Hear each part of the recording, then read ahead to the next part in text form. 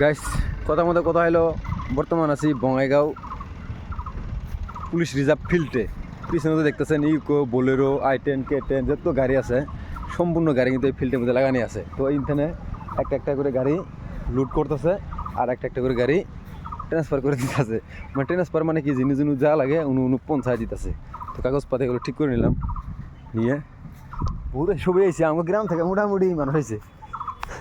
আমার ঠিক মেন ঠিকাদার হয়েছি, মেন ঠিকাদার আমি। মেন ঠিকাদার পয়সা লাগলে আমাকে ধরবা, পয়সা লাগলে বড় ধরবো, কিন্তু এর মধ্যে কোনো ধরনের খাওয়া দাওয়ার কোনো সিস্টেম নাই। হ্যাঁ যদি না পাওয়া যায় পুটকি ছড়া। কাগজ পাতি গেলে ঠিক করে আগে না। তো হেন কাগজ একটা কাগজ আছে, রিসিপ্টটাকে জমা করা লাগে। রিসিপ্টটা জমা করার পরে জমা করে নেই রিসিপ্টটা। কাগজটা এনে নিলাম, এনে পুলিশে ডাকতেছে। পুলিশের অনুযায়ী কাগজটা দিয়ে মানে আমাকে আমার কোনো পাড়ায় আজকে হুদেই অনুযায়ী ওটা করি কাগজটা সবাই কাগজ হাতে হাতে কিছু সবাই গেতেছে।